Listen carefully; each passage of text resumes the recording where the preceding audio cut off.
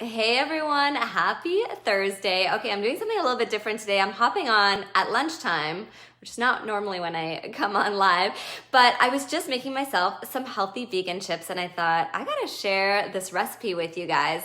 So, healthy vegan chips, what could that possibly be? Well, it may not be a surprise, but they are kale chips. So, I am making some kale chips here. I'm adding some protein because if you are going more plant-based or vegan, it is so important to get that protein in. So I'm gonna show you how to do that. I've also got some tips and secrets on how to make your kale chips crunchy. So this is so important because there's nothing worse than soggy kale chips. It's just not a good combination.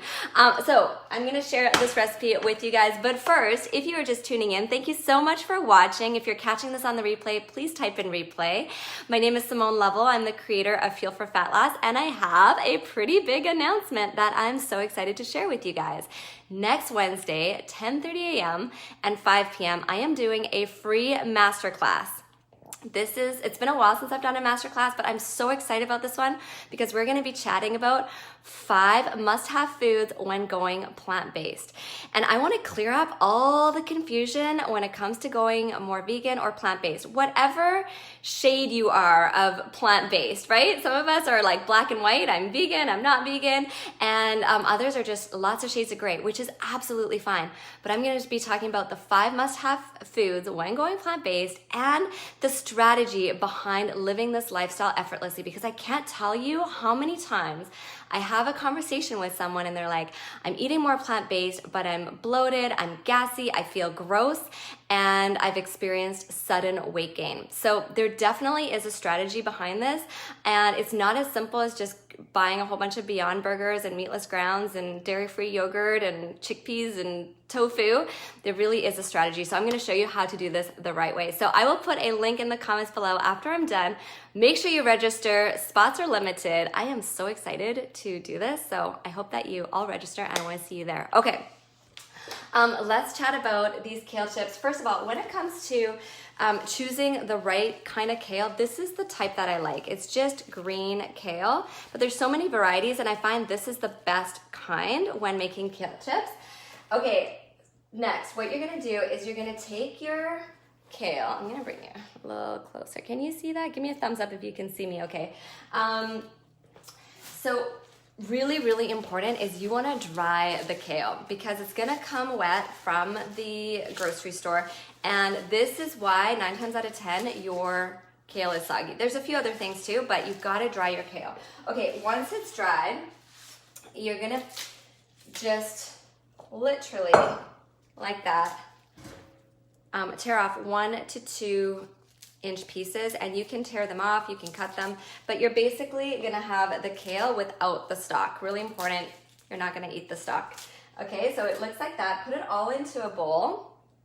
Okay, then I like to use olive oil. I'm playing with a few other oils right now, by the way, so stay tuned. I'm gonna have some updates for you guys, but avocado oil, sorry, did I say olive oil? Avocado oil, really important because it doesn't denature at high heat. So I'm gonna do a teaspoon to 2 teaspoons of avocado oil, okay? And the reason why it's not a lot is, first of all, you don't need a lot to balance your macros. You guys in Fuel for Fat Loss know this.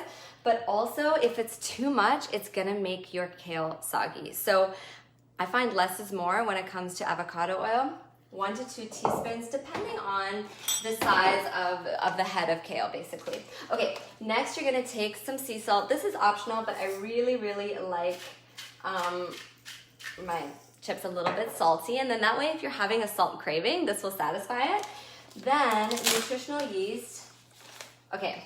This is the best part. So nutritional yeast, let me talk about this for a second.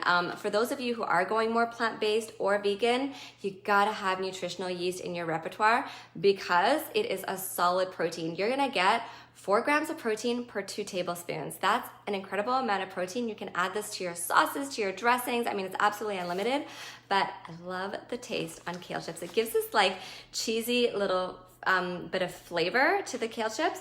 So I'm gonna go for 2 to 4 tablespoons, depending again on the size of the kale, and you'll be able to to see. And then what you want to do is use your hands to really mix it in. So you want that avocado oil to coat each of the leaves, and that's going to help the sea salt and the nutritional yeast really stick. Okay, so looks like that. So easy, right? 2 seconds to put together. And then you're going to take a baking sheet, plonk it on, and here is my next tips. Okay, so this is what it looks like right there. You can take, if some nutritional yeast falls to the bottom, just take it, sprinkle it on top. Okay, so here is the magic sauce. You're gonna take this, put it in the oven at 275 degrees Fahrenheit for 20 minutes. Okay, so 275 degrees Fahrenheit, 20 minutes, but you wanna set your timer for 10 minutes and flip the kale. Okay, and that right there is going to be the key in helping it stay crunchy. Okay, so 10 minutes, halfway through, you're gonna flip the kale and then bake for another 10 minutes. And there you go, you're gonna have crunchy kale. That looks like this, crunchy kale chips. And you know what, I'm gonna have these by my desk. By the way, kale, one last little thing, it's a cruciferous vegetable. You can have an unlimited amount of kale or any cruciferous vegetable in your day. Why? Because they are an incredible detox enhancer. They're gonna cleanse your body, dismantle poisons into water in your body. That's what kale does. How amazing is that? It's gonna dismantle poisons into water in your body so you can't overdose on it. And it's this perfect little fix to a salty craving. All right, so let me know if you make these. Let me know how you enjoy them. Reminder, nutritional yeast, really, really important. If you are going more plant-based, you can add it to a ton of items and get your protein in, all right?